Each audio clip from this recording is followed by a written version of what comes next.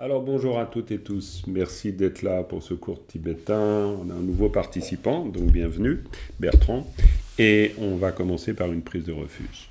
Sangye che tang tsoge cho nam la chang chu parotu dani kyapsu chi dagi jin tsogi pe se nam ki rola penchir sangye du parai shu. Voilà les amis du tibétain. Donc on se retrouve avec là maintenant la leçon 4, la dernière. Donc après vous aurez besoin d'un nouveau support parce qu'on avance maintenant dans ces supports, c'est une bonne chose. Et donc la strophe, alors il y a un petit doute, pas vraiment, parce qu'il semblerait que ce soit vraiment la leçon 6 ici, et que donc, la strophe 6, excusez-moi, et que donc les deux précédentes strophes, je vais y arriver, de la leçon 3, seraient donc la strophe 5 et 4. On vérifiera ça. Bon, ce qui importe, c'est surtout qu'on soit en train de regarder la strophe suivante, et ça, je crois que c'est le cas. Alors voilà, alors l'exercice comme d'habitude, je zoome le texte, vous l'avez bien ici, et l'idée c'est de faire la lecture. Mais peut-être que juste avant une question, Bertrand, quel est ton niveau de connaissance du tibétain, juste que je sache? Zéro.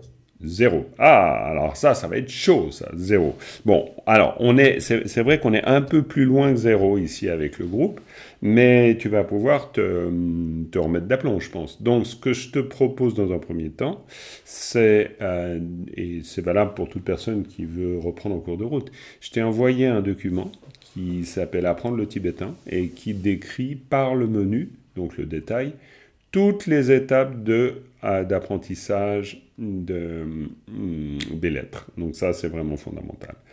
Et on pourrait dire que là, C'est le seul truc que j'ai imprimé. ah bah ça, c'est très très bien. Donc ça, si tu veux en avoir besoin, parce que il faut pouvoir comprendre en tibétain la manière dont on construit les syllabes. C'est pas un mystère maintenant pour les personnes qui sont là, mais admettons, on voit une syllabe comme ça, et on y va vraiment syllabe par syllabe. C'est-à-dire qu'il nous faut savoir ce qui compose cette syllabe. Alors il y a parfois des syllabes très simples où il n'y a qu'une seule lettre. Une syllabe est toujours séparée par un point. S'il n'y a qu'une seule lettre, il faut quand même pouvoir l'identifier. Dans le tableau du document que je t'ai envoyé, tu verras qu'il y a 30 lettres consonnes. Ces 30 lettres, il faut les savoir par cœur et ne pas avoir d'hésitation. C'est un peu directif la manière dont je dis ici les choses, mais c'est parce que, en fait, dans le fond, c'est vrai. C'est-à-dire que ces 30 lettres de base, il faut vraiment les connaître par cœur et on ne peut pas avoir de doute. Pas de doute, ça veut dire que si je suis là ici dans une syllabe, celle-là par exemple, et que je demande à Sophie quelles sont les deux lettres qui sont ici en présence, et tu me dis, Na et na. parfait. C'est exactement ce qu'il faut. Parce qu'après, il faut savoir comment on les associe au sein d'une syllabe. Mais si on a des doutes sur le nga et le na, alors là, l'association devient compliquée. Et là maintenant, Sophie, si tu associes nga et na, ça donne quoi? Nan. J'aurais mieux. Nyan. Nien, ça aurait été mieux. Parce que Ah oui, le. nyan. Voilà, ok. Donc, mais très bien, tu t'en sors pas mal. Donc, nga, na, ngen. Donc, ça veut dire quoi? Ça veut dire, déjà là, trois étapes. Première étape, connaître chaque lettre. Deuxième étape, apprendre ce que donne la combinaison de deux lettres ou de trois ou de quatre ou de cinq ou de six dans une syllabe. Il peut y avoir jusqu'à sept lettres dans une seule syllabe. Et ensuite, eh ben, l'étape 3, c'est pouvoir lire nga, na, ngen, c'est-à-dire connaître le résultat. Alors évidemment, quand on a une seule lettre comme ici, à Christine, c'est hyper simple pour toi, mais quand tu vois ça, quels sont les éléments de cette syllabe? Ta drembute. Très bien. Donc là, il y a deux éléments. On voit une lettre consonne et on voit un signe voyelle. Donc ça fait partie des éléments constitutifs d'une syllabe. Après, quand on voit une lettre en dessous, par exemple ici, Dominique, la première syllabe, si tu l'épelles très, très tranquillement, Mayatania. là tu m'inquiètes beaucoup. On parle bien de cette syllabe-là. Ah, pardon. Je croyais que Ok, tu me disais tout va à bien, tout côté. va bien, tout va bien. Excusez. Ouf, non, non, mais tout va bien. C'est juste moi qui ai eu une grosse frayeur, là, on va dire. Non, j'ai fait le Tout va bien, mien. pas de problème. Bon. Là, il y a ta ga, il y a ta dia, la gueule. Très bien. Donc, comme tu vois, on n'est pas tout à fait à zéro, on n'est pas non plus à 250, hein. C'est-à-dire qu'il y a encore des petites hésitations, parfois, pas trop, mais disons, idéalement, il faudrait plus en avoir du tout. C'est-à-dire qu'on voit ça, puis on se dit, bah ouais, évidemment, ragadaka yatagia la gueule. Ça, c'est l'objectif. C'est vraiment, on voit ça et on dit ragataga yatagia la gueule. Parce que ça veut dire qu'on est capable d'épeler, ce qui est fondamental dans l'étape d'apprentissage. Et parce qu'on est capable d'épeler, on est capable de lire sans hésitation. C'est-à-dire, on peut dire gueule. Ça, c'est important. Donc voilà, là, en hyper résumé, tu as tout ce que tu dois savoir, Bertrand. Alors maintenant, en étant relax aussi. C'est-à-dire que, comme tu le vois, ben là, on est encore en train de se familiariser, de prendre nos marques et puis de développer une certaine aisance dans l'appellation comme la lecture. C'est pas encore complètement gagné. Mais il y a déjà suffisamment de niveau pour qu'on puisse déjà s'interroger sur la construction des différents éléments. Donc par exemple ici, quand tu vois ça, Christine, qu'est-ce que tu pourrais dire sur le deuxième élément? C'est la lettre pa qui se prononce wa. Très bien. Et quelle est sa fonction? C'est un normalisateur. Nominalisateur, très bien. Mais on est bien d'accord. Ça permet de nominaliser. Donc, à Dominique, si je lis bien Gal c'est quoi? Gueule, c'est vaincre. Très bien. Gal, c'est la victoire, hein? Alors, comment tu expliques que gallois, ça va donner vainqueur? Parce que le mot gallois veut dire vainqueur. Comment tu expliques ça, Dominique? Parce que comme l'a expliqué Christine, le bas est un nominalisateur. Mhm, Donc, il va nominaliser la racine précédente qui est. Alors, moi, j'avais dit vaincre, mais oui, victoire. mhm. Mais comment tu dis victoire à ce moment-là? C'est vaincre, c'est quoi alors? Mhm. C'est très intéressant. Qu'est-ce que c'est vaincre par rapport à victoire, par rapport à victorieux? En tibétain, c'est très compliqué. Quoi, en tibétain? En tibétain, c'est très simple. C'est en français que c'est compliqué. Parce que ça veut dire que l'on se pose la question comment l'on doit comprendre l'aspect racine de la syllabe. Et ça, c'est pas si simple. Pourquoi? Parce que l'aspect racine de la syllabe, ben, c'est la victoire, c'est le fait d'être victorieux, etc. Mais l'aspect racine, c'est victoire, on pourrait dire. Mais victoire en français, c'est déjà nominalisé. Alors qu'en tibétain, c'est pas nominalisé. On est presque, on pourrait dire, en train d'exprimer une idée racine. C'est pas du tout un système d'idéogramme, on est bien d'accord, mais on n'est pas loin de l'idée que Gal indique l'idée de victoire. D'où l'idée de l'idéogramme, hein, d'accord. Mais c'est pas un idéogramme, on est bien d'accord. On est très loin de ce système-là. On est dans un système orthographique. Mais du coup, évidemment, quand on a Gal comme racine de l'idée de victoire, ben, si on a gallois, on a le victorieux, ou dans un autre contexte, on pourrait avoir la victoire. Mais on... Excusez-moi. Mais on pourrait avoir aussi, dans un autre contexte, le verbe vaincre. Parce que victoire, victorieux et vaincre, en français c'est trois mots. Ben, en tibétain, c'est pas forcément trois mots, mais c'est chaque fois gal, avec en plus des éléments associés à gal, c'est-à-dire l'idée de victoire, pour que ça donne victorieux, victoire et vaincre. Donc le tibétain est très spécial du point de vue de la construction. Du coup, très souple, parce que ça veut dire que quand on connaît l'aspect racine, et quand on sait comment associer l'aspect racine à un autre élément, qu'on appelle une particule en général, eh ben, on transforme le mot racine en autre chose. Okay? Donc on en est là, Bertrand, que tu saches. C'est-à-dire on en est autant à essayer de lire le plus parfaitement et le plus facilement possible, mais on en est déjà à la construction des éléments d'une phrase en tibétain. Et la construction des éléments d'une phrase en tibétain, ben, gallois, ça veut dire que on sait que là, dans une phrase où on ne voit pas le début, on ne voit pas la fin, Parce que c'est ça la difficulté. Quand on se retrouve devant un texte en tibétain, on est bien d'accord, où est-ce que c'est le début, où est-ce que c'est la fin, c'est compliqué de le savoir. Par contre, en apprenant comment l'on construit les mots et en identifiant le wa comme étant un nominalisateur, c'est-à-dire simplement une syllabe qui a le pouvoir de nominaliser, ben immédiatement on se dit « Ah, si ça c'est un nominalisateur, donc ça veut dire que le mot c'est celui-là ». Et du coup on arrive à savoir que ça c'est le premier mot. Et puis après on voit ça, puis on se dit « C'est quoi le mot ?» Est-ce que le mot c'est juste nya? Est-ce que le mot c'est nya ngen? Est-ce que le mot c'est nya ngen da? Etc. Et la question elle se pose. Et ça, on va dire, c'est tout l'enjeu de la compréhension du tibétain. Parce qu'on est toujours, si tu as déjà, et je pense que c'est le cas, vu un texte tibétain, tu as voilà, un texte avec des feuillets, et puis tu as un alignement de syllabes, et en fait, tu as de temps en temps des signes qu'on croit faussement être des signes de ponctuation, ce qui n'est pas tout à fait le cas, parce que ce n'est pas une correspondance parfaitement égale avec notre idée même de ponctuation. Et puis du coup, notre difficulté, c'est encore une fois de ne pas être perdu dans cet univers ou cet océan de syllabes qu'on ne sait pas très bien comment organiser les unes avec les autres. Alors donc notre grand boulot, c'est ça. C'est de faire que ces syllabes qui nous semblent disparates, elles ne le soient plus.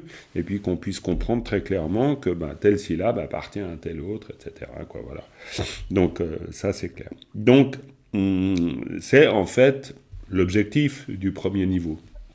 C'est de trouver petit à petit une forme d'aisance là-dedans. Alors il y a 3 axes hyper importants pour le coup. C'est évidemment la lecture.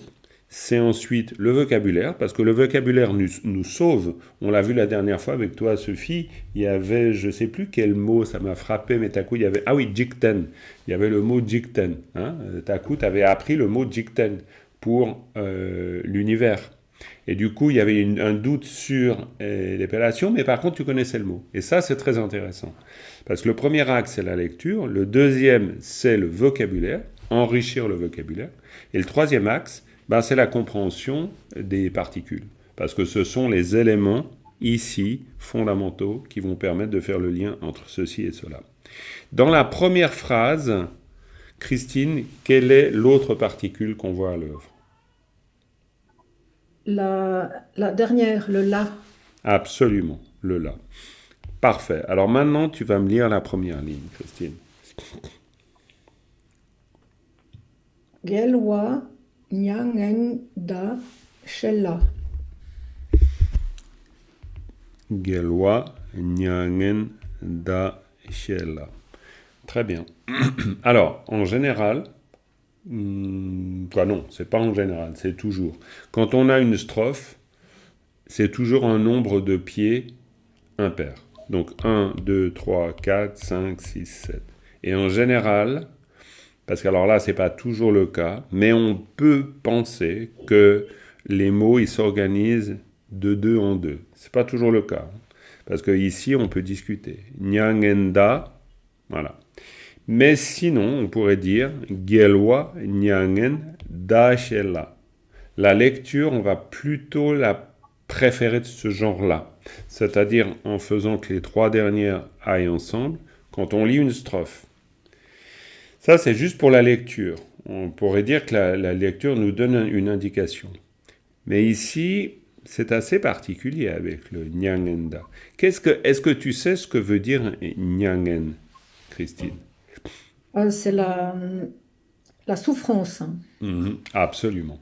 C'est la souffrance. Alors, en J'ai tibétain... une question par rapport à ça. Oui, je t'en prie. Dans une autre strophe, on a vu Dungniel. Absolument. Alors, C'est ouais. l'équivalent, c'est la même chose. Alors, la même chose, disons, c'est comme en français quand tu diras souffrance, douleur, lamentation, peine, difficulté, etc. C'est tous des... Alors, synonyme, c'est peut-être parfois un peu trop dire, parce qu'il peut quand même y avoir des distinctions claires. Mais on n'est pas loin quand même de l'idée d'un synonyme. Étant donné que nyangen, ça peut être compris comme lamentation, dungel comme souffrance. Ces deux termes très proches, j'aurais envie de dire quasi synonymes. Mais dungel est plus réservé à dukkha. Dukkha, le terme sanskrit pour dire souffrance. Comme quand on parle de la première vérité des nobles, c'est-à-dire pakpe dungel denpa. Pakpe dungel denpa. La noble vérité de la souffrance. Et dans ce cas-là, on parlera de dungel pour dire dukkha, pour dire la souffrance. Ici, nyangen, c'est plus la lamentation, la tristesse, la peine. Et en fait, vu que le tibétain est une langue monosyllabique, on peut être sûr que chaque syllabe a un sens. C'est-à-dire, nya, ça sera certainement un sens, et ngen, un autre. Je dis certainement parce qu'il ne me revient pas immédiatement. Mais ngen, on le va retrouver dans d'autres mots qu'on construit avec cette syllabe, où ngen veut dire mauvais. Ça ne veut pas dire que la tristesse est mauvaise ou que la peine ou que la lamentation est mauvaise. Mais ça veut dire qu'en tibétain, vu qu'on parle d'une langue monosyllabique, on peut associer, c'est tout à fait possible d'associer un mot qui a un sens avec un autre, et il y a une légère transformation du sens. Est-ce que quelqu'un connaît le sens de nya? Par exemple, peut-être Dominique, ou bien sûr même Sophie, ou Patricia, il y a Patricia aussi. Non? Ok. Donc, pour personne, ça... Voilà. Sophie, tu veux dire? C'est-à-dire que comme j'avais lu que c'était le paranirvana sur le vocabulaire, est-ce que c'est pas passer à travers la souffrance ou aller au-delà de la souffrance? Bravo Sophie, c'est bien sûr aller au-delà de la souffrance. Si vous prenez dans la leçon, normalement, si c'est pas trop mal foutu, vous avez quelque chose ici. C'est-à-dire, vous avez une analyse, et ça c'est bien pour toi Bertrand de le savoir. Et d'ailleurs, coucou Yves, j'étais sur l'autre écran, donc je t'ai pas vu. Bienvenue. Chaque fois, il y a une analyse grammaticale très précise. Donc si vous regardez nyangen dache, c'est un groupe verbal. Ceux qui désirent passer au-delà de la souffrance. Et la construction, c'est donc bien nyangen, souffrance ou lamentation, pour faire simple. Da, c'est passer au-delà, c'est un verbe. D'accord? Et puis, che, c'est désirer. Ok? Donc, che est à la forme honorifique de deux. Donc, vous avez toutes les explications. Il ne faut jamais oublier. Parce que vous faites un exercice de lecture de la strophe, c'est très bien. Mais normalement, vous avez toutes les réponses. Donc, effectivement, tu as raison, Sophie. C'est confirmé par l'explication. C'est-à-dire que quand on parle de Gelwa Nyangen Da Shela, eh bien, Nyangen Da, c'est très clairement l'au-delà, chez désiré, Nyangen Da Shela, désirer l'au-delà de la souffrance. Ok? Ça va? C'est du genre grosse énigme dans votre tête, et puis vous vous dites, oups, j'ai rien compris du tout, ou ce que je vous raconte, ça donne un sens? Non, c'est bon, mais moi j'avais compris que tu voulais savoir ce que voulait dire nia. Donc en Oui, mais fait, c'est parce qu'on est parti sur la question de Sophie. ouais, mais du coup j'ai regardé dans le dictionnaire. Enfin là, je regarde dans le dictionnaire et nia tout seul, je le trouve pas. Oh, mais c'est très ennuyeux, ça. S'il n'y a tout seul, tu trouves pas. Patricia, tu as une idée? Vous avez des dictionnaires un peu à gauche, à droite? Non? Ok, alors vous avez des dictionnaires électroniques, bien sûr. Et puis Bertrand, si tu es au Népal, vu que c'est pas si t'es, vu que tu es au Népal, tu peux trouver des excellentes librairies avec toutes sortes de dictionnaires très intéressants. Des plus complets aux plus concis, on est bien d'accord. Mais si donc je prends un dictionnaire, je vais en prendre un, voilà. Et puis on va regarder. Peut-être qu'on va trouver. Allons savoir. Alors, ma yatanya na nyen. Ah non, juste ma. Juste... Ah oui, nien. Ok. Mais j'ai pas mis le. J'ai mis juste nia. Hein. T'as mis juste nya. Et nia tout seul. Nya tout seul. Alors, nya tout seul. On va regarder nya tout seul. Parce qu'on a ici nya tout seul. Alors, nya tout seul. Alors là, malheureusement, c'est en anglais. Donc, ça va être... Bon, mais je vous explique quand même. C'est pas très compliqué. Donc, nya, dans le vieux système d'orthographe qui suit les règles de la grammaire de Tunmi Sambuta. Tunmi Sambuta, c'est grâce à lui qu'on a une orthographe codifiée tibétaine. Hein. C'est celui qui apporte qui constitue, on pourrait dire, la langue classique tibétaine telle qu'on la connaît aujourd'hui, hein, qui était un ministre sauf-erreur de Sontsung Gompo, j'espère ne pas me tromper. Mais bon, voilà, donc, alors dans le vieux système d'orthographe qui est hein, certains, alors je vois, voilà, Nya était écrit dans certains mots, par exemple, dans le mot ni ou dans le mot nik, et après il y a une révision de l'orthographe de la langue tibétaine, et ça a été révisé, et donc nya a ensuite été écrit ma, comme mi et mik. Alors ça c'est intéressant, donc ça veut dire qu'au départ c'est nya, et ça devient mi ou mik, et sinon ça peut devenir nyangen. Donc on n'en sait pas beaucoup plus, si ce n'est que peut-être, si on dit non, en fait c'est impossible, là pour l'instant, je ne sais pas. Je n'ai pas plus la réponse que vous. Parce que ce n'est pas suffisant pour savoir s'il y a tout seul. Alors je vais quand même, parce que je suis un curieux dans ce genre d'histoire, et j'ai toujours envie... Attendez voir, on ne sait jamais si là il y avait quelque chose. Non, il n'y a pas de... Je vais regarder dans un autre dictionnaire si par hasard. Ça, c'est quelque chose qui est toujours intéressant de faire comme exercice. C'est pas que on doit absolument le faire, mais ça nous permet de nous rendre curieux parfois. Et ça, c'est pas mal. Alors, est-ce que ouais, mais Nya tout seul, Nya tout seul. Non, je pense qu'on va pas trouver facilement. Non. Eh ben, c'est pas grave. C'est pas grave du tout, puis on accepte que c'est comme ça pour l'instant. Et puis, Nyangen, par contre, il faut retenir que Nyangen, c'est la souffrance, la tristesse, la douleur, tout ce que vous voudrez. Et Da, alors ça, c'est important pour nous, parce que Da, ça veut dire au-delà de ça, c'est-à-dire au-delà de la souffrance. D'accord. Et puis, She, on a vu que She, c'est ceux qui désirent.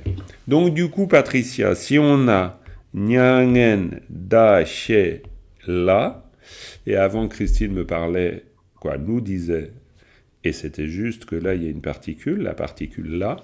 Alors d'abord, Christine, tu précises un peu le sens, si tu veux bien, la fonction de la particule là, puis après, on va voir avec Patricia qu'est-ce qu'on fait de ces plusieurs éléments.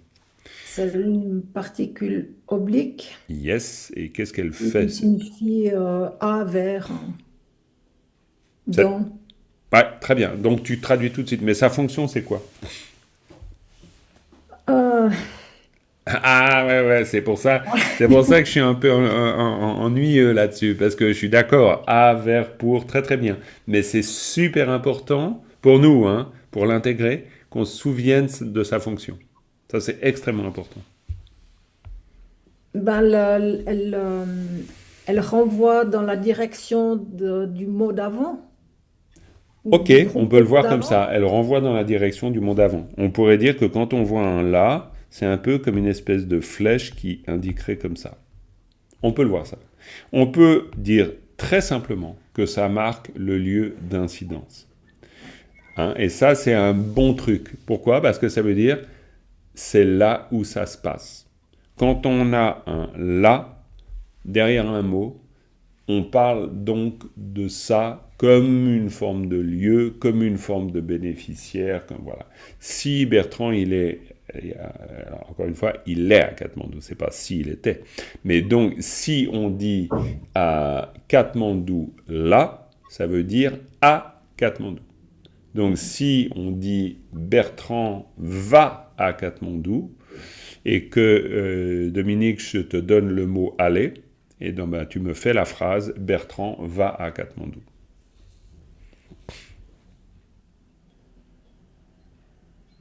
Après un moment de stupeur extraordinaire, le micro s'ouvrit. C'est très bien, tout le monde peut y réfléchir, hein, mais vas-y Dominique. Après, Patricia, je te réserve là pour cette partie-là que tu vas m'expliquer, que tu vas nous expliquer. Bertrand, Katmandou, Dola.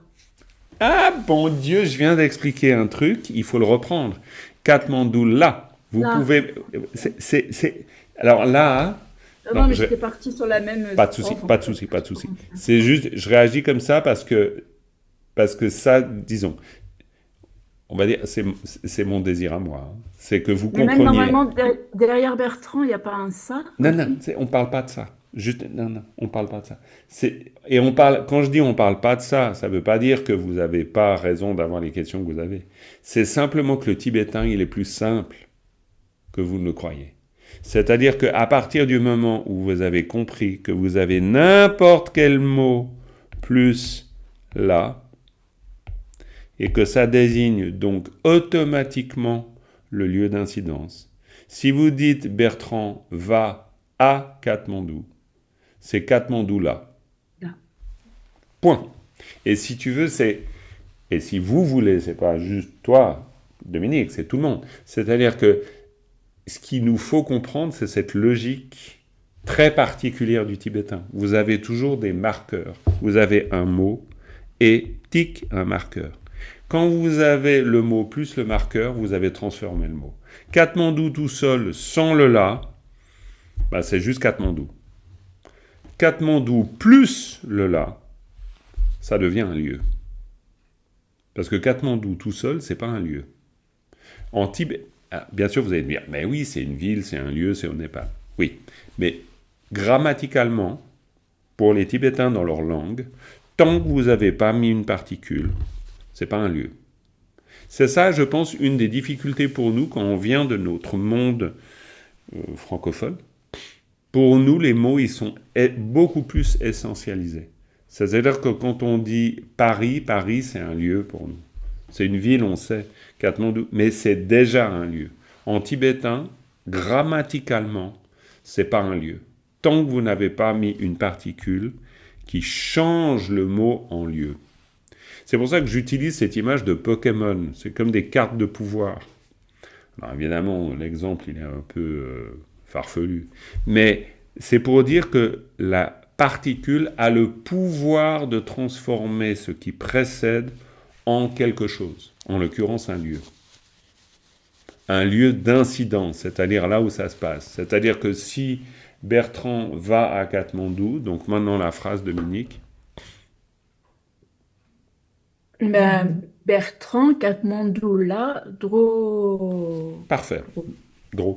À la limite, tu connais pas la terminaison verbale, pas grave.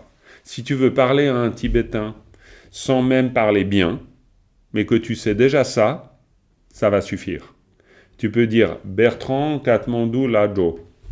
Ok, tu n'auras pas mis toutes les formes. Mais du point de vue tibétain, ça marche et c'est efficace. Et tu n'as pas besoin de connaître toutes les formes.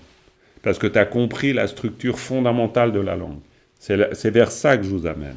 Donc ça, c'est vraiment comprendre que la particule, elle doit être utilisée et comprise comme je viens de vous l'indiquer. Si vous le comprenez, ça va vraiment être très bien. Donc maintenant, Patricia, on y arrive.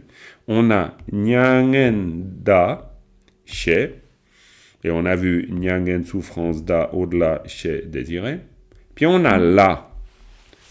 Et puis on a bien vu que, Christine nous l'a dit, ça marque le lieu d'incidence. Donc, qu'est-ce que tu construis avec ça? Nyangen Da, chez La. À ceux qui désirent passer au-delà de la souffrance. C'est parfait. Attends, excuse-moi, j'ai deux questions. La première, pour le là, c'est on a la même chose, je crois, dans Sangyela Kapsucho. Exactement. Et la deuxième chose, Drowa, c'est quoi? Doa, ça peut vouloir dire les êtres.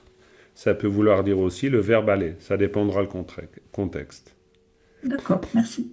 Mais c'est très bien le rapport que tu fais Sangyela Kyapsuchio, que tu traduiras par quoi? Eh bien, je prends refuge dans l'éveil. Dans le Bouddha. Je m'adresse à l'éveil. Oui, pardon, dans Dans le Bouddha. Bouddha. Parce que Sangye veut dire le Bouddha. Donc, alors, Oui, ça oui. peut vouloir dire l'éveil, mais quand on fait du tibétain là entre nous, on reste dans la vérité du texte, on va dire. Donc Sangyela Kyapsuchio. Alors après, on ne va pas décortiquer Kyapsuchio, mais ça veut dire en le Bouddha. C'est très bien.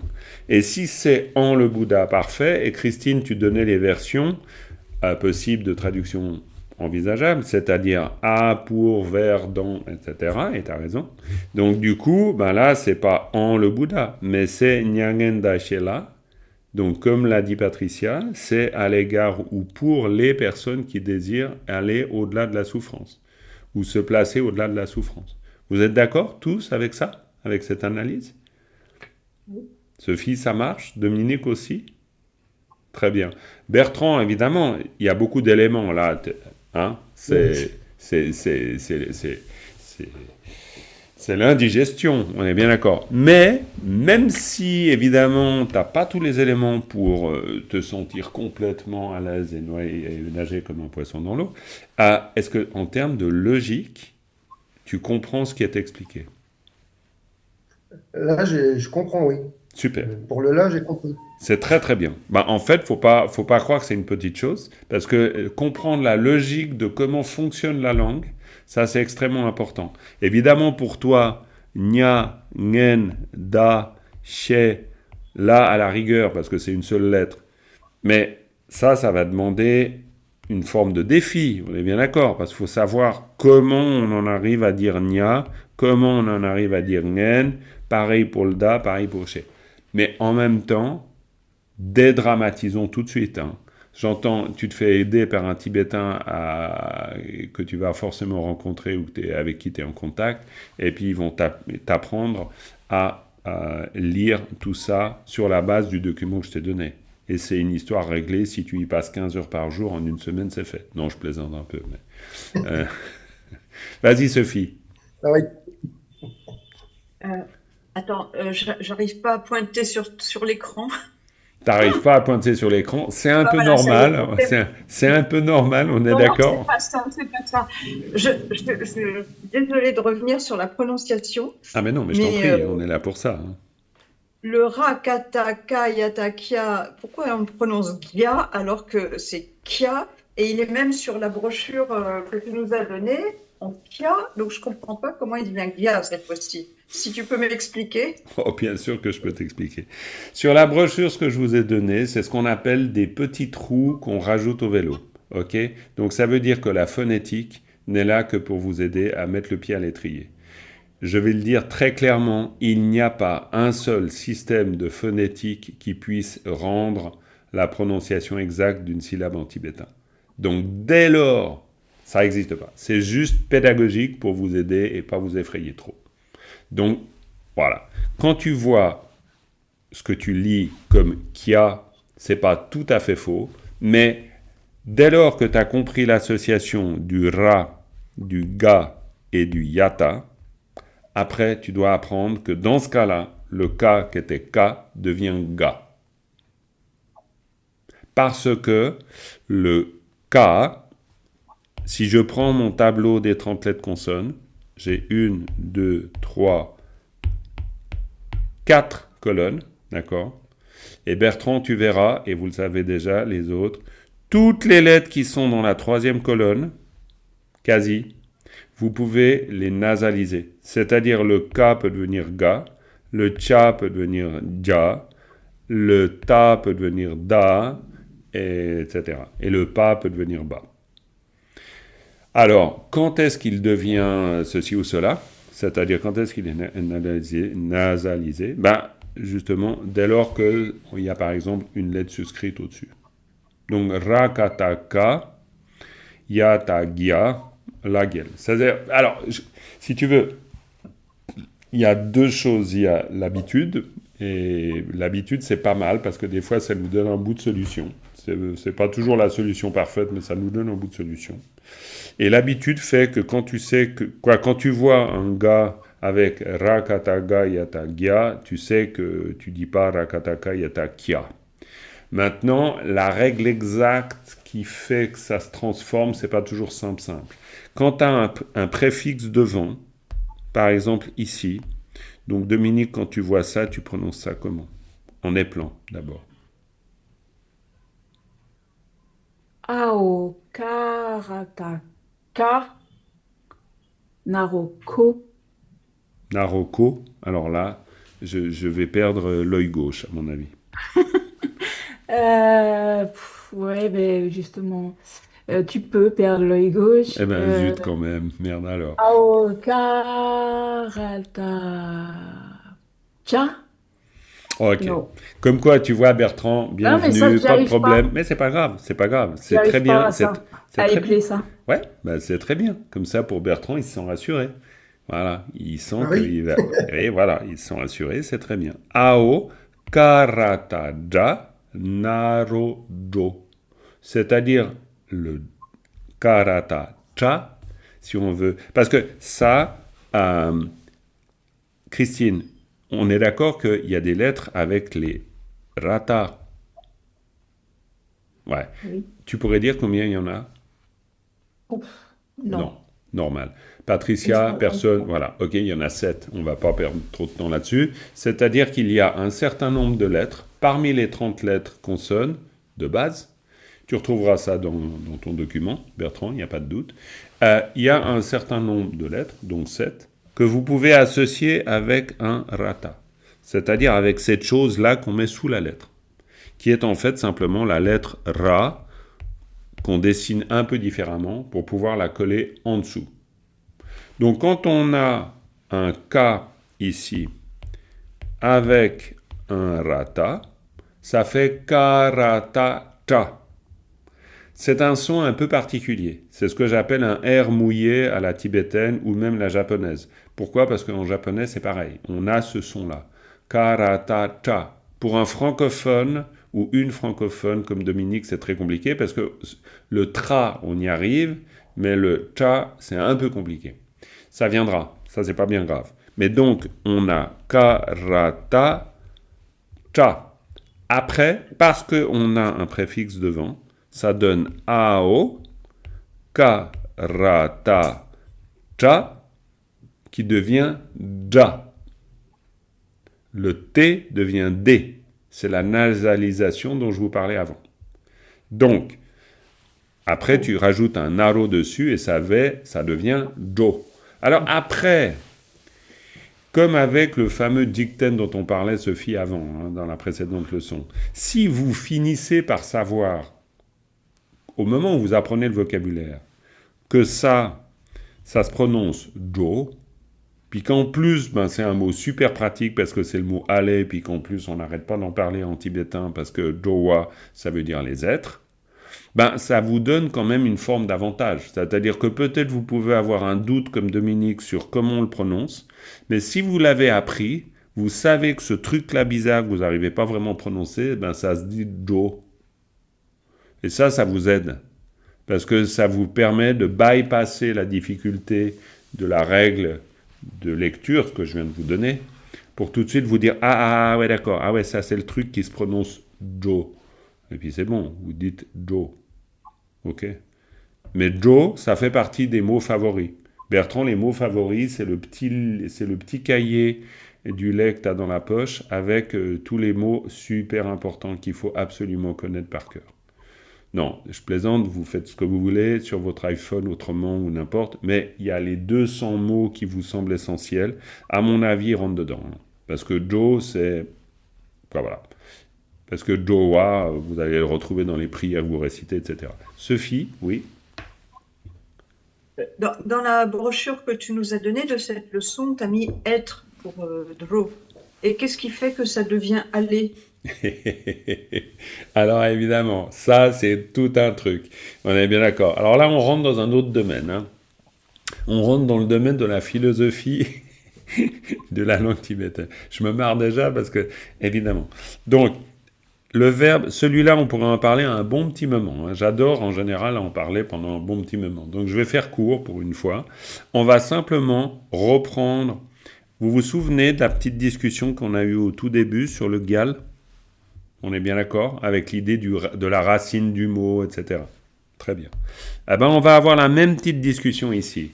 En se disant que jo, la racine de ce mot-là, et c'est très intéressant, c'est le fait d'aller.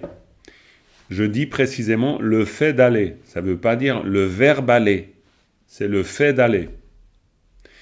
Mais comme dans notre discussion sur le gyal, vu que nous, on est dans un système de langue très différent, on n'a pas l'idée d'un mot racine. C'est très compliqué pour nous, parce que on n'est pas dans une langue monosyllabique. On est dans une langue qui s'organise autrement. D'ailleurs, je ne sais même pas quel nom on devrait donner à l'organisation de notre langue. Je vous donne un exemple très simple. Quand vous dites un arbre, vous avez arbre. Alors, allez savoir, il est possible que dans l'histoire du mot bre en celtique, ça voulait dire un truc avec des branches, j'en sais rien du tout.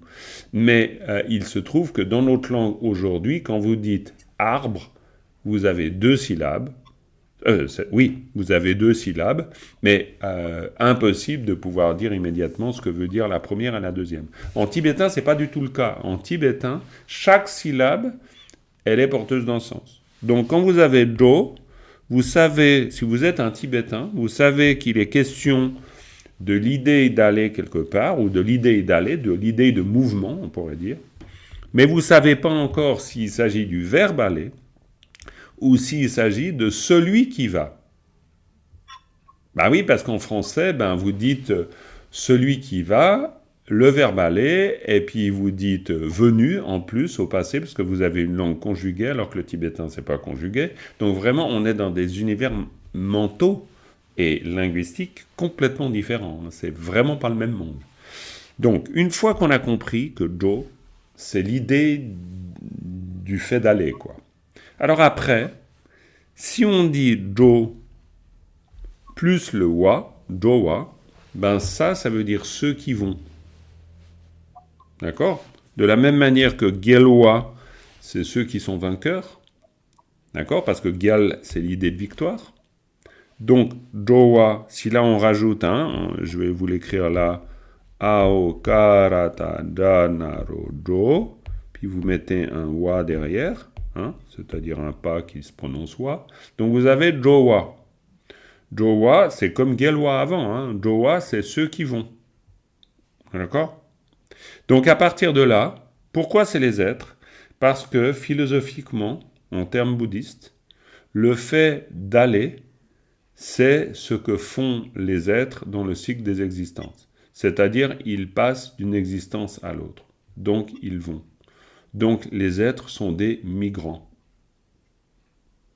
Donc, là, on mesure l'univers mental différent dans lequel on est. C'est-à-dire que nous, quand on dit « nous sommes des êtres », être, c'est une ontologie, c'est une essence. Si vous dites que nous sommes des Jowa, ça veut dire nous sommes des migrants.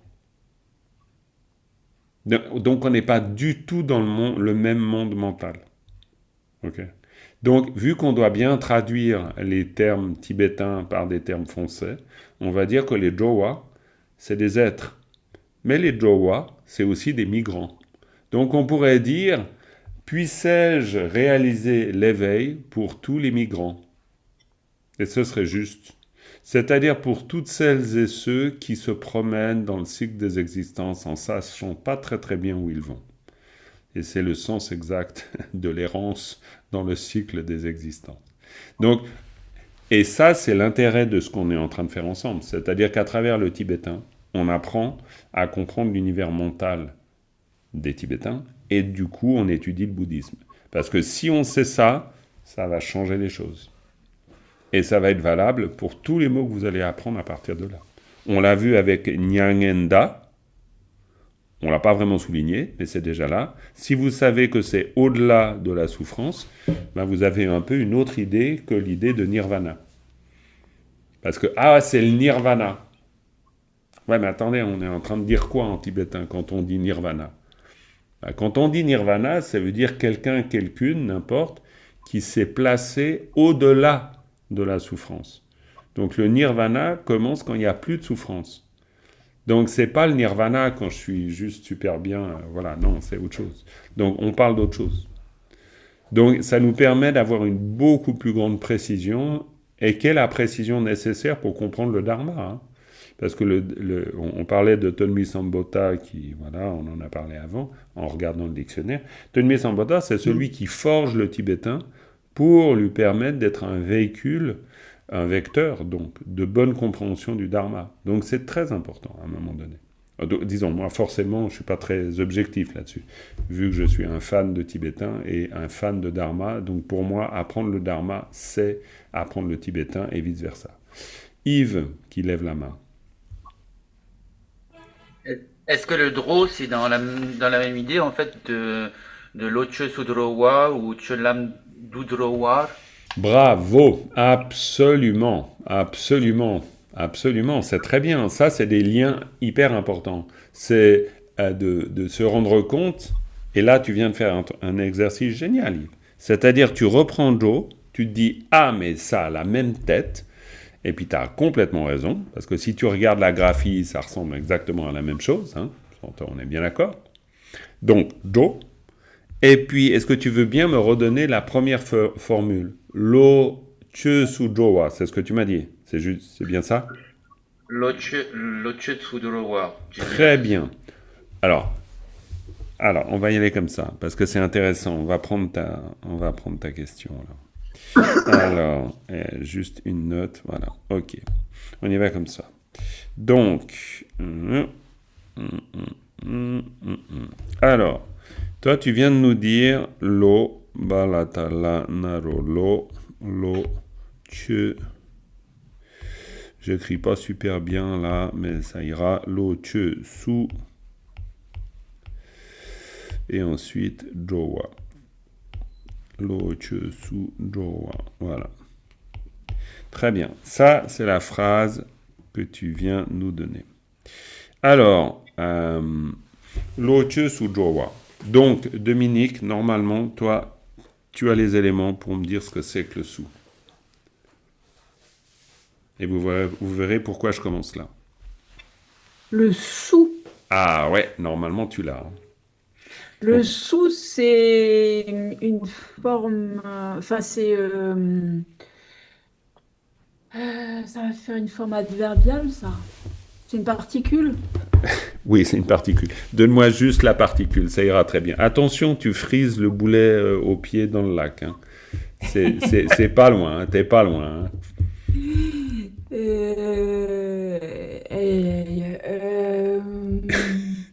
C'est pour mettre un petit peu de pression quand même, parce que sinon c'est pas rigolo. Ouais, en fait. Alors regarde, alors on dédramatise. C'est un ladin. Alors non, Dominique, voilà. Là, il faut être beaucoup plus simple et systématique. Ça, c'est une particule. C'est cool. C'est une particule. C'est une particule éventuellement qui peut nous faire penser à des particules qu'on connaît un peu. La particule qui pourrait nous connaître, ça nous fait penser à quelque chose éventuellement que vous avez déjà vu. La particule oblique, ça vous dit quelque chose. Les 7 formes du La. Non? Bon. Je te disais, un ladin, c'est un ladin. Oui, mais tu m'as pas dit grand-chose en me disant ladin. Ah, bon, d'accord. Alors, mais très bien. Alors parfait, c'est un ladin, donc tu me dis ce que c'est. Parce que sinon, personne ne comprend. Ah, d'accord. Ça veut dire ça désigne le lieu d'incidence. Ce qu'il y a avant, c'est le lieu d'incidence. Parfait, magnifique. C'est la fameuse particule oblique. Donc Dominique a très bien identifié le sou. Très très bien.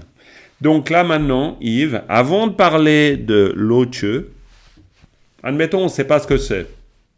Très bien, on laisse ça comme ça. Mais on a le fameux truc que tu as repéré, c'est-à-dire jowa. Ok? Et on a vu avec Dominique que ça, c'est un lieu d'incidence. Donc maintenant, vous vous souvenez de Bertrand qui va à Katmandou? Très bien. Donc Bertrand, Katmandou là, Jogi, Dou, n'importe, on s'en fout. Katmandou là, Jo. Ok? Donc là, on a, admettons, Katmandou. Là, on a le lieu d'incidence là. Et là, on a Jo. Ok? Donc ça veut dire Nya, c'est loche, on verra bien quoi. Vers, pour, c'est-à-dire on indique la direction, d'accord? Et puis là, on indique quoi? Le fait d'aller. Ok? Le fait d'aller, le fait de se déplacer, le fait de prendre la direction de ce que vous voudrez. D'accord? En tibétain, on reste dans la racine du mot. La racine du mot, c'est le mouvement. Le mouvement qu'on traduit par l'idée d'aller quelque part. Ça, on est d'accord. Mais c'est quand même le mouvement. Ok? On est raccord tous? Très bien.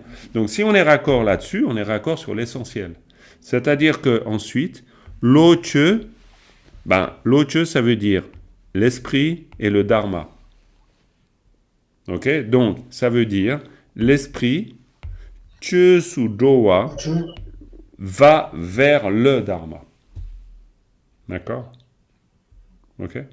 Donc, ça, c'est le premier dharma de Gampopa qui nous dit la première des choses à faire, c'est faire que l'esprit, le mental, se tourne vers le dharma. Donc, lo, che su dowa. C'est un peu la même chose si on disait Bertrand, Katmandou, la, do. C'est exactement la même structure. Exactement la même. Ça va, vous arrivez à raccorder les morceaux? C'est super. Si vous avez réussi à raccorder les morceaux, là, vous avez fait un pas de géant. Parce que ça vous permet de voir une forme complètement classique et puis de la remettre dans le contexte complètement normal de la langue tibétaine de base. Parce que la construction, elle est, et c'est ça l'avantage immense du tibétain, c'est que la construction, elle est très systématique. J'entends, elle est carrée, quoi. C'est une langue carrée. En français, vous ne pouvez pas faire des choses comme ça. Parce qu'en français, c'est super compliqué. Nom de bleu, le chinois ou le tibétain qui apprend le français, je ne sais pas comment il fait, quoi. Parce que Bertrand, il va à Katmandou, mais Bertrand, il est allé à Katmandou. Donc déjà, vous avez 2 formes verbales. Et puis Bertrand ira à Katmandou. Donc vous en avez 3. Donc c'est super compliqué. Et puis c'est une fois à Katmandou, puis une fois c'est vers Katmandou. Puis c'est pas la même chose. En tibétain, c'est pas comme ça. En tibétain, c'est Bertrand, Dharma, vers, aller. Alors évidemment, on ne parle pas de Bertrand, on parle de l'esprit. Mais la structure, c'est la même. Donc l'esprit, Dharma, vers, aller. Donc tourner son esprit vers le Dharma. Mais évidemment, en français, on dit tourner vers son... Tourner pour essayer d'expliquer ce dont il est question.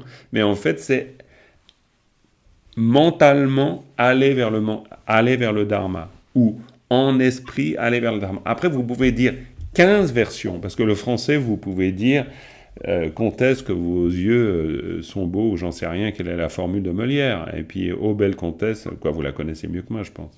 Parce que vous êtes francophone. Moi aussi, d'ailleurs. Mais suisse. Donc, c'est pas la même chose. Donc, vous devez connaître Molière par cœur. Bon, mais ça, vous savez plus. Mais c'est triste. Mais bon, c'est autre chose. Non, mais je m'amuse. Mais vous voyez l'idée, c'est-à-dire vous pouvez jouer en français sur les inversions. Vous pouvez jouer aussi sur les inversions en tibétain. C'est possible. Mais disons qu'en tibétain, c'est hyper graphique. Alors que ce n'est pas toujours en français. Pourquoi hyper graphique? Parce que là, vous avez voilà, dowa, c'est ce qu'a identifié Yves, c'est le mouvement, point. Vous avez ici une particule oblique, donc c'est la flèche, quoi. Et puis vous avez donc, avant, un élément. Donc ça veut dire que dowa, vers, ça. Donc si ça, c'est dharma, ça, c'est donc vers, et ça, c'est donc aller. Donc, aller vers le dharma. Et vous y êtes. D'accord? Et là, si vous avez vraiment capté ce mode de construction, évidemment, vous êtes juste hyper gagnant, parce que c'est beaucoup plus facile. Mais vraiment beaucoup, beaucoup plus facile. D'accord? Donc, top. Ça marche? Donc, ici, do. Alors, quand on dit do, di, c'est quoi, Christine? Tu sais? Je crois que c'est ces êtres. Très bien. Alors, di, c'est pas ces êtres.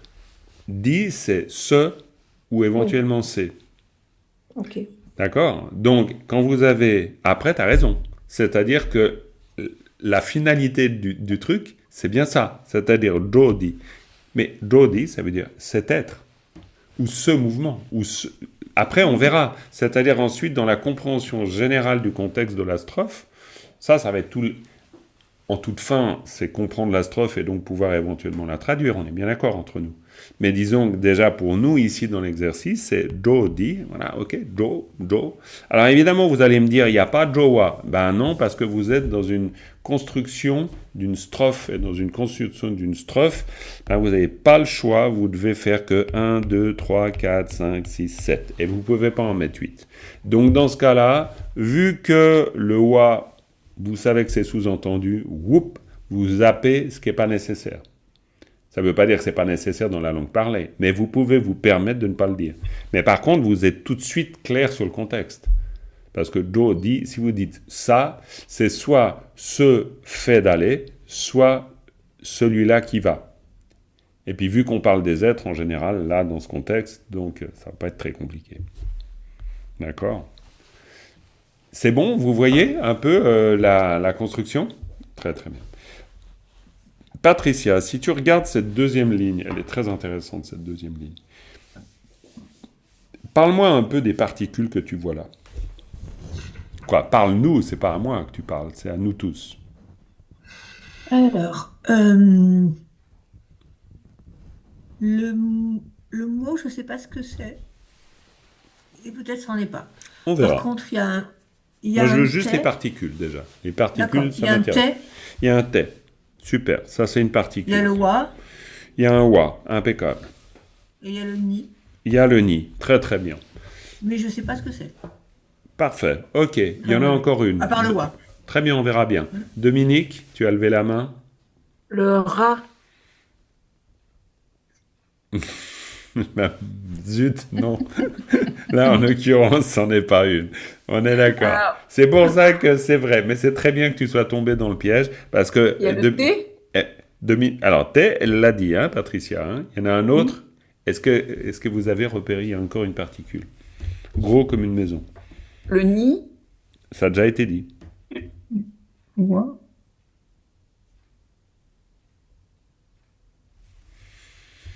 Non? Elle a dit le wa aussi. Est-ce que vous donnez votre langue au yak? Elle a dit le bas aussi, le wa, elle l'a dit. Ah, elle a dit pas mal de choses. Elle a dit, ouais, je crois qu'elle a dit le wa aussi. Ouais, ouais. Ouais. Eh bien, alors, je vais vous dire. C'est bon? Vous donnez votre langue au yak? Bon, c'est dur, hein, parce qu'il croque fort. Hein. Allez, c'est le manaromo, le mot. Alors, pourquoi le manaromo? Parce que le mot, comme le wa, c'est ce qu'on appelle un nominalisateur. Donc là, bienvenue. Ah ben évidemment, Dominique, tu l'as déjà vu, mais on ne le voit pas souvent, je suis d'accord aussi. Donc, le mot fait partie des nominalisateurs. D'accord? Donc, tal mot. Tal, alors ça, il faut juste le savoir, tal, c'est les paumes. Donc, tal mot, c'est juste une manière de nominaliser paume, pour dire la paume, quoi. C'est un nominalisateur féminin. Tous les mots en tibétain ne sont pas forcément nominalisés au masculin-féminin. Hein. Ce n'est pas systématique comme en français. Le beurre, la beurre, ça on s'en fout un peu en tibétain. Le beurre c'est mar. On ne dit pas mar mo, mar po. Non. Il y a dans certains cas on nominalise, mais pas dans tous. Donc bref, talmo ça veut dire la paume. Jar, ça veut dire coller. Donc c'est pour ça que Dominique manque de peau ici en l'occurrence. Le ra fait partie du verbe. Il fait partie de la syllabe, on va dire. Il fait partie de la syllabe elle-même. Hein? Il n'est pas quelque chose qui est rajouté, comme une particule. Donc, talmo-jar, ça veut dire joindre les mains. C'est ce que je vous disais avant. Trois axes. Lecture, vocabulaire, particule. On est exactement dans ce cas de figure ici. Si vous êtes bon dans le vocabulaire, ça veut dire que vous avez appris le vocabulaire de la strophe. Vous savez que ça veut dire joindre les mains. Donc vous n'avez plus de doute. Ça ne peut pas être autre chose. D'accord? Mais maintenant, si vous êtes très bon sur les particules aussi, vous allez vous dire ça ne ressemble pas vraiment à une particule parce qu'il y en a juste une derrière qui est très évidente. Donc, il y a un gros doute à ce que ça soit ça une particule. OK? Et puis, voilà, la lecture, c'est celle qui vous permet de dire « talmo jarte ». OK? Donc, voilà, là, on a vu quelque chose d'important. Joindre les mains. « Te », c'est une particule. Pour l'instant, on n'a pas encore appris le rôle de cette particule. Je vous dis déjà, mais après, et ça, pour toi, Bertrand, c'est aussi une chose importante de savoir, c'est-à-dire qu'une fois que tu as la base de la lecture, le cours consiste à apprendre le rôle des particules. Apprendre le rôle des particules, c'est un peu Voilà, c'est un peu comme si on faisait connaissance avec les particules. De leçon en leçon, petit à petit, on comprend mieux le rôle de telle et telle particule. Voilà. T, on ne l'a pas encore vu. On a vu déjà la particule là, on a vu d'autres particules, mais T pas encore. T, c'est un connecteur. Je vous le dis comme ça, mais on en reparlera de toute façon à peu près 15 000 fois, donc on verra bien. Donc T, c'est un connecteur, c'est du genre, vous connectez le fait de joindre les mains à la suite. Tout simplement. C'est comme deux séquences. Vous connectez deux séquences. Il y a la séquence je joins les mains, et il y a la séquence se loi. Et se loi, c'est quoi? Est-ce que Dominique, tu sais? Je prie. Bravo. Top. Christine, tu savais? Je l'ai vu dans le vocabulaire, hein, la prière. Hein. Parfait, super, bravo. Vous voyez, ça c'est l'avantage. Christine, elle a vu le vocabulaire. C'est un avantage gigantesque. Quand vous voyez une strophe, vous apprenez le vocabulaire. Idéalement dans le meilleur des mondes. Je ne dis pas que ce soit toujours évident. On est d'accord. Mais si vous avez une compréhension de vocabulaire, là c'est un gain immense. Pourquoi? Parce que tu as vu prière, et bien là, vous comprenez le sens de ces deux séquences. C'est-à-dire joindre les mains et prier. Mais vous êtes d'accord, en français, vous allez dire joindre les mains et prier. Ou alors joindre les mains en priant. Donc vous avez une grande variété de possibilités. En tibétain, on n'est pas en train de se prendre le chou. Ça ne veut pas dire qu'on se prend le chou en français. Mais je veux dire, on n'est pas dans le même souci. On n'est pas en train de se dire, est-ce que je prie en joignant les mains ou est-ce qu'après avoir prié, je joins les mains ou après avoir joint les mains, je prie. Voilà, on n'est pas en train de se poser cette question-là. On utilise un connecteur. Et donc, on indique très clairement à celle qui lit la strophe qu'il y a l'idée de joindre les mains et donc de prier. C'est même pas un rapport causal. Un rapport causal, c'est parce que j'ai joint les mains, je prie. Non, la particule ici n'indique pas de rapport causal. Elle indique juste une séquence. C'est pour ça que le rôle des particules est fondamental. Un connecteur connecte cela à cela. C'est tout. Il ne dit pas qu'il y a un rapport causal. Okay. Voilà les amis, on a beaucoup travaillé, c'est bien, je pense qu'on a vu beaucoup de choses. Alors là, le replay, vous allez pouvoir bien le digérer. D'accord? Moi, je pars en Inde jeudi, donc on se retrouve à mon retour de l'Inde, donc vous aurez la possibilité de connaître tout le vocabulaire, l'analyse de la strophe, tout. D'accord? Ok. Là maintenant, pour le replay, je vous épelle d'abord la strophe et ensuite je vous la lis. Comme ça, vous pourrez la reprendre et à la fin du replay, vous avez la possibilité de réécouter, d'accord? Et puis de vous entraîner. Alors, pendant que je lis, vous faites l'exercice aussi, évidemment, parce qu'il n'y a pas que moi qui lis, parce que sinon, voilà. Donc, on fait l'exercice d'abord d'épellation. Par contre, vous gardez vos micros fermés. Et puis ensuite, on lit ensemble. Ra, gata, ga, yata, gya, la, gyal. Wa, ma, yata, nya. Ngana, ngen. Ao, ta, da. Le ta devenu da. Ta, da. Ao, ta, da. Pao, shadembu, sheda, she. La. Ta, la, tal. Attention à l'expirer. Ta, c'est un ta. Ta, la, tal. Manaro, mo. Sapata, ba. Le pa devient ba. Sapata, ba, yata, jara, jar. Ta, dembu, te, ta. Première lettre sèche, nette. Kao, sanaro, so. La seule. O devient e. Wa, nagigu, ni. Ao, karata, danaro, do. Ao, tagigudi. Le ta devient da à cause du préfixe. Ao, tagigudi. La ta devient da. La tata, danaro, do. Ngasa, don. Pa, ra, par. Pa, c'est la première, elle reste pa. Para, par. Magigu, mi. Ao, ka, naro, go. Le ka devient ga. Aoka, naro, go, da, ge. Chagigu, chinga, ching. Pao, sakata, ka, laquelle, c'est ka, donc ça bouge pas. Pa, karata, ta, ngasa, tang. Tang, ça ne devient pas drang, ni dong, c'est tang, parce qu'il n'y a pas de préfixe devant. Ma dembu me ta me. Pao sha sha kyu shu ka sa shu para par, très simplement. Kao sa naro so la seul, on l'a déjà vu, c'est le même. Ok?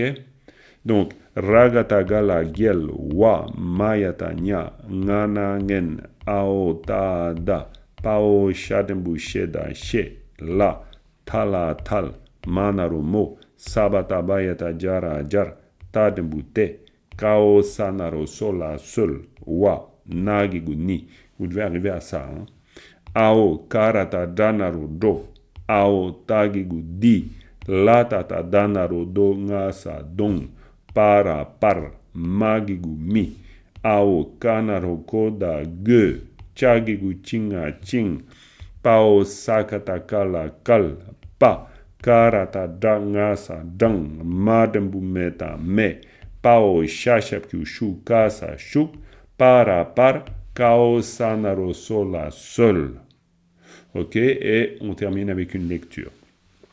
Gyal wa nya ngen da she la talmo jar te seul wa ni do di dong par mi ge ching kalpa tang me shuk par seul. Ok, bravo. Donc vous voyez, même en exercice de lecture, il y a de la marge de progression, évidemment. L'idée, c'est refaire les épellations, toujours épeler pour pouvoir avoir une épellation fluide et ensuite une bonne lecture.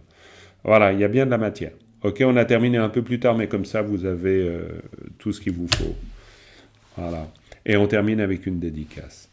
Sonam di tam che zupa ni tomne nyepe dranam pamje ne kega na chi bala tupa isi pe tsole doa dolwara isho. Merci beaucoup et à tout bientôt. Bye bye tout le monde.